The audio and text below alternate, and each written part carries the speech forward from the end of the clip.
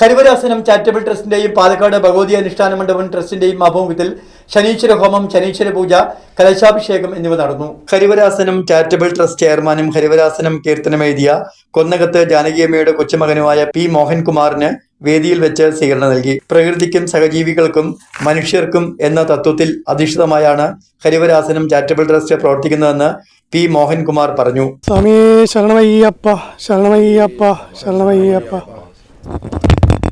ഹരിവരാസനം എന്ന വിശ്വമോഹന കീർത്തനം അയ്യപ്പ ഭക്തയായ കോന്നകത്ത് ജാനകിയമ്മ രചിച്ചിട്ട് ഇന്ന് 102 വർഷം പിന്നിടുകയാണ്. 2023 ഹരിവരാസനം ചാരിറ്റബിൾ ട്രസ്റ്റിൻ്റെ പ്രവർത്തനങ്ങൾ തുടങ്ങി വരികയാണ്. 2017 ട്രസ്റ്റ് രൂപീകരിച്ച്. പക്ഷേ 2023 ഹരിവരാസന ശതാബ്ദിയായിട്ട് ബന്ധപ്പെട്ടാണ് എൻ്റെ ട്രസ്റ്റിൻ്റെ പ്രവർത്തനങ്ങൾ കൂടുതലായിട്ട് പ്രവർത്തിച്ച് മുന്നോട്ട് വന്നുകൊണ്ടിരിക്കുന്നത്. നമുക്ക് ഇതിൽ ചിന്മുദ്രയാണ് നമ്മുടെ ലോഗോ. അതിൽ നമ്മൾ ട്രസ്റ്റ് പറയുന്നത് 3 തത്വങ്ങളാണ്.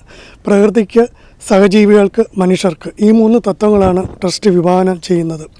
അതുകൊണ്ട് ജാതിമത രാഷ്ട്രീയങ്ങളൊന്നുമില്ലാത്ത ഒരു ജനിതക ഘടനയാണ് ഹരിവരാസനം ചാരിറ്റബിൾ ട്രസ്റ്റിനുള്ളത്.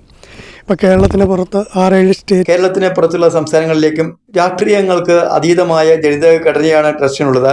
കേരളത്തിന് പുറത്തുള്ള സംസ്ഥാനങ്ങളിലേക്കും ട്രസ്റ്റിന്റെ പ്രവർത്തനങ്ങൾ വ്യാപിപ്പിച്ചിട്ടുണ്ട്. Trust Karnataka regional director GN Sathyanarayana, Coimbatore regional director S Lekha, executive ഡയറക്ടർമാരായ KR രാജേഷ്, അനീഷ് തകഴിയിൽ, കൃഷ്ണൻകുട്ടി കോയമ്പത്തൂർ എന്നിവർ പങ്കെടുത്തു. ശനീശ്വര പൂജാ ചടങ്ങുകൾ ഡിസംബർ 25 വരെ തുടരും.